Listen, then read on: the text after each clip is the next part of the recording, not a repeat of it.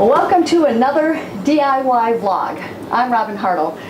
I'm down in the lower level, taking out the carpet, putting in a new hardwood floor. And it's going to be a laminate bamboo flooring down here. It'll make things look a lot bigger and a lot brighter.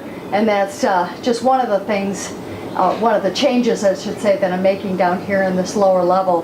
But for this vlog, we're going to stick to taking out the carpet and putting in the flooring, and you'll see how that goes. So we've got a little project ahead of us. We got started in this laundry area. We've got some tile to pull up too.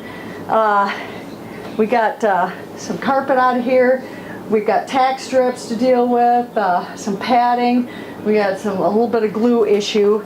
I think I'm going to go to the home center tomorrow and figure out there's a good way to dissolve some of this glue rather than scraping until our elbows are coming out of our sockets. So I'll do a little research on that tomorrow, get some more contractor bags, and we'll be back at it.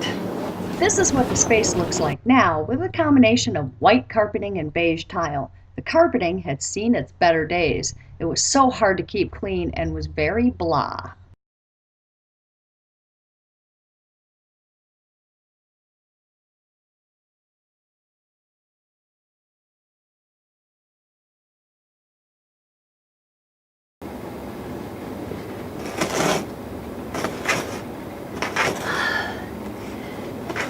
We're cutting up the carpet in small enough pieces to allow us to roll the pieces up and then tie them with string. Our flooring installer said that he'll haul the carpet and bags of padding out for us, which will be awesome. And we don't have to pay a fee at the landfill or pay a lot to the city, because it can be quite expensive, like probably over $100 to have all this hauled away by the city.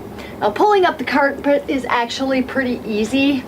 It's only secured down with tack strips along the edges. The carpet knife makes it pretty easy to cut. Just got this at the home center. It makes it pretty easy to cut through the carpet, just like that. Get down to the padding and the tack strips. There we go. You just have to be careful since the blade is pretty sharp. And I'm pulling up the tack strips with a crowbar and a hammer. And wearing gloves for this job is definitely a must. Now, the padding is unfortunately glued down in a lot of places. We thought maybe it'd only be glued down on the edges, but it turns out it's glued down in a lot more places than that. So we're just taking a large scraper, this large scraper, and scraping along, getting up as much of the padding as possible with the scraper. And then I've got some adhesive remover. I'll show you when I put that down. It's a carpet adhesive remover, and it sits on the floor for about an hour, and then that'll wear away the adhesive. And then I'm able to remove the rest of the padding and glue, and she scrape up pretty easy. Now, once the floor is all cleaned up, I'll wash the areas with soap and water before we put down the new floor. Well, the concrete floor needs to be as clean as possible for the new flooring. To get up any remaining carpet adhesive, I'm using this adhesive remover. I put it down right on top of wherever I see any adhesive on the concrete, just directly. It doesn't need to be mixed or anything. And then I use this broom right here to agitate it. So I'm just gonna, I've got some adhesive areas right here. Okay, pour that in, and then use the broom to kind of agitate and spread out the remover.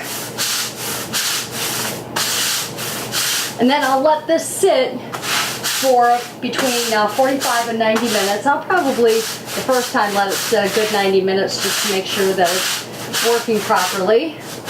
And then come back and scrape up the remaining adhesive. After it's all up, then I just rinse the concrete with clear water. That's what I have this bucket standing by for. Fill this up with clean water and rinse the concrete and then let it dry completely.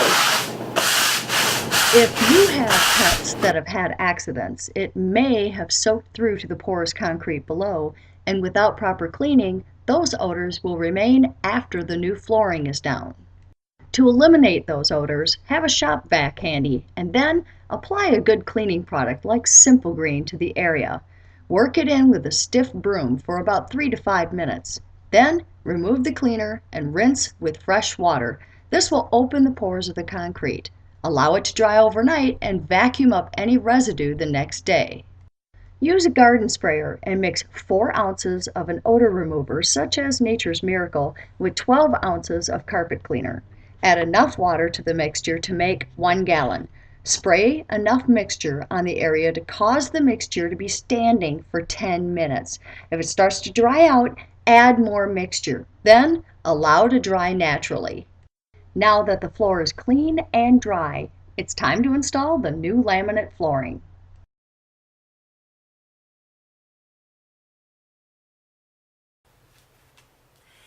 It is important to keep your new laminate clean.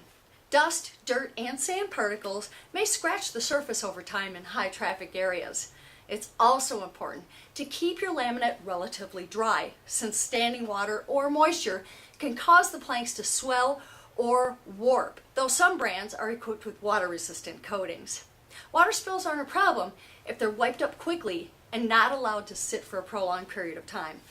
Adhesive felt pads are used on the bottom of the feet of furniture to keep the furniture from scratching the laminate.